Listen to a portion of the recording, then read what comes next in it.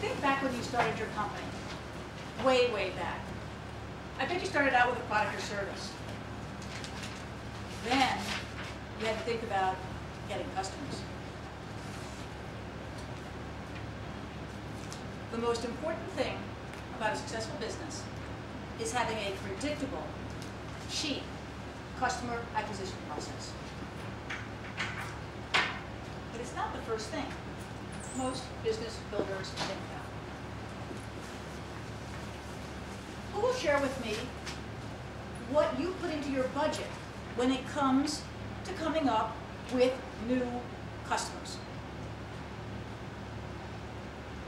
Who's got something? I put a lot of time in. Definitely, and probably not only your time, but I bet you have sales teams and things like that. Anybody do any advertising? Okay. What else do you do? PR. Definitely. PR. Definitely networking. What about some trade associations and going to conventions? Okay, that's a lot of stuff that you do. Now, if you think about all those items that we just talked about, and the ones we didn't talk about yet, and you think about how many dollars that is, in your own mind, consider your revenue is 100% of all the money you have. What percent is all that money you're using for customer acquisition?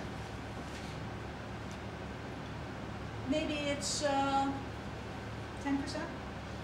You wish. For a lot of companies, it's 20%. Maybe even more. Imagine if you had a more efficient process where that money fell to the bottom line and you kept it for yourself. You see, a lot of business owners in the 20th century started out logically with a product and ended up getting customers. So they assumed if they wanted more customers, they should just put out more products. The 20th century was product-centric. In contrast, the 21st century is customer-centric. And that is an interesting secret. It comes from the idea of being able to use community.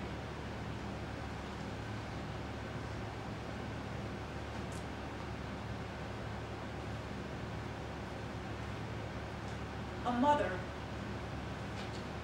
loves her kids. People tend to like the people they know real well. Community is a driver of value. If you think about it, your value starts out with your closest network, your family and your blood relatives and those in-laws. As you expand your community and your network, perhaps you expand it out to your neighbors, the people down the block, the people who take care of your kids, walk your dog. And then they value you because they know you. And then as you expand your community a little bit further, maybe it's the people that you work with or the people that you went to school with, and they value you. And then, as you expand your community even further, maybe you're well known as a thought leader and you're valued. You see, value is driven by community.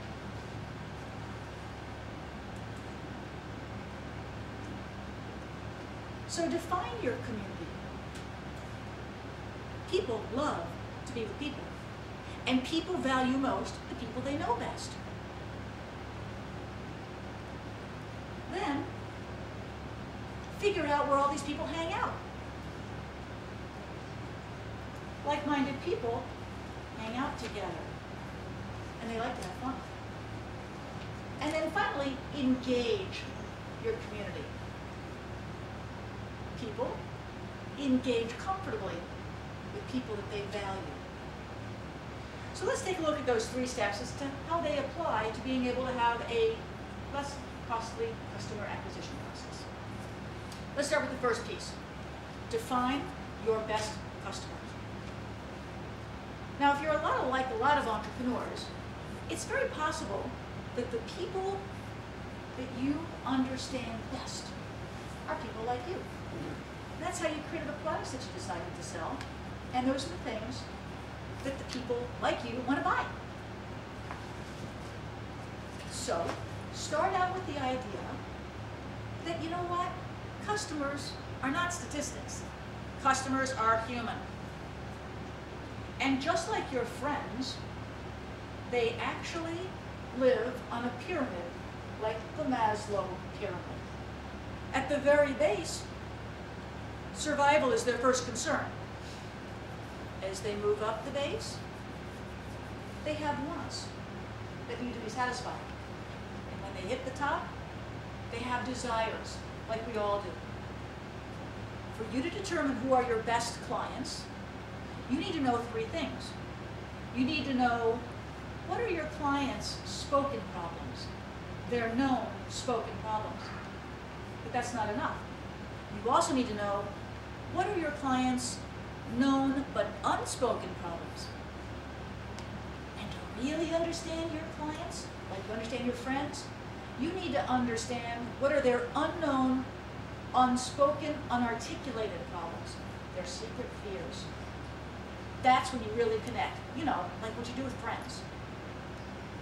And when you connect like that, you really do understand your ideal client. And that's really good. So let me give you an example of some case studies before I go on to the second and third element of community. Let me give you a case study. Apple Computer, one of my favorites. Apple Computer recently exceeded the valuation of Microsoft on the traded stock exchange. Apple is now more valued by people who want to own their stock than Microsoft. That's an incredible valuation. This little Apple company started out as a little computer company, but it ain't no little computer company today. Today, they're this massive entity, a movement in the industry. How did they get there? Raving fans. Raving fans helped Apple understand something. Apple needed to find out from its community that they were not in the computer business. They were in the mobile device division. In fact, Apple has been propelled by its raving fans to become a leader in a whole different style of computing. Apple's been rewarded by the stock market. And it all came out of the community. Apple's not alone. There are a lot of companies. I have to bring up Facebook. I mean, it's just prolific. Facebook is actually the third largest search engine. And it's only celebrating its 7th birthday. It's incredible. Now, we all know that Facebook did not start out as a search engine. It started out as a dating service, honestly. And Mark Zuckerberg, being a sort of smart guy, took a look at what his customers wanted. He talked to his community. And his community explained to him what other features they wanted. That's how they became a search engine. That's how they became a much more vibrant $75 billion level entity. This is incredible. This is the power of community. So I've already described, for you to be able to accomplish this, we first talked about identifying who your best clients are. Now let me talk about researching who your community is. Now, this is sort of important. It's critical to understand that community is unique to you. Community is a place where you don't educate people. You share your understanding with like-minded players. That's what makes a community. And that's why community can be so powerful. In that kind of environment, you can share information and get some feedback. But I want you to notice something. when you think about who your community is, the first place that you will naturally go is, okay, who do I like? Where would I hang out if I wasn't even worried about a paycheck? After all, if I'm going to spend time away from my family and the friends that I really have, who else do I like? Who else do I enjoy being with? That's your first sign. That's the first example of the kind of person that's in your community. Now it's important to figure out, you know what? That probably only represents 20% of your potential. Now it's time to broaden out.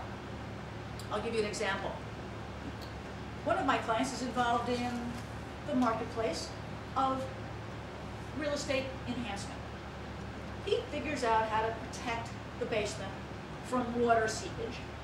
So his clientele, people that he likes to hang out with, are family members who own property that want to protect a healthy home. Okay? Well, that's only probably 20% of his entire community. When I challenged him, he realized, oh yeah, what about the real estate agents that want to sell a healthy home? Maybe even a green home? Or what about the regulators who actually would want that kind of lower cost in their community? And broadened his marketplace and realized his community was much, much, much bigger than he thought.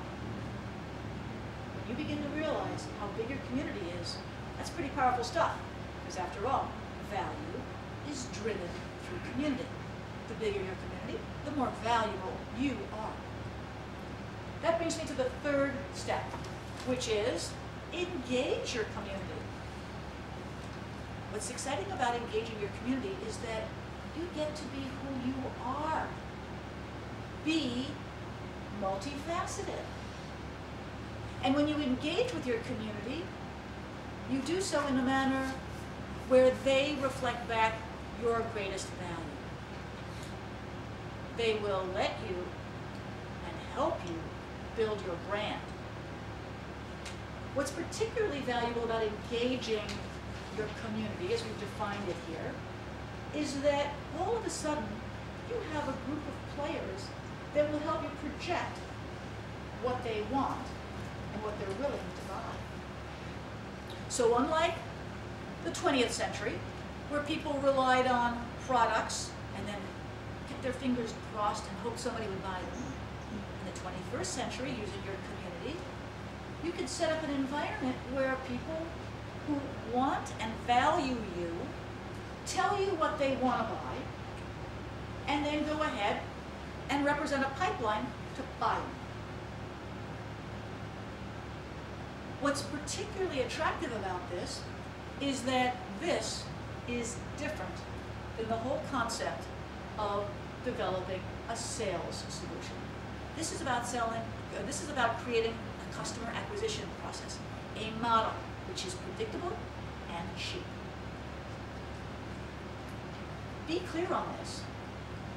Lots of people focus on innovative products. That's not very much. A lot of people focus on sales. Well, sales is about the products you already have. Customer acquisition is different because customer acquisition is about creating an automated process that allows you to always have a pipeline of players that are not only going to buy your current products, but will help you prioritize their needs and wants so that they can actually be on standby to buy every future idea that you come up with at higher price points and escalating velocity of purchase. So you can see why I'm excited about this whole new idea. Customer acquisition has got to be an updated component of every one of us for our businesses if you want to be successful in the 21st century.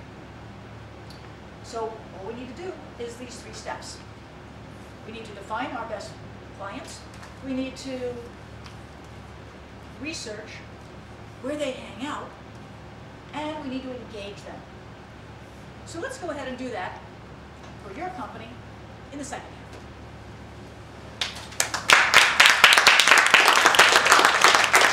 Thank you, Stefania. Our next speaker is going to be Robert, and the title of his speech is emotional reasoning and decision.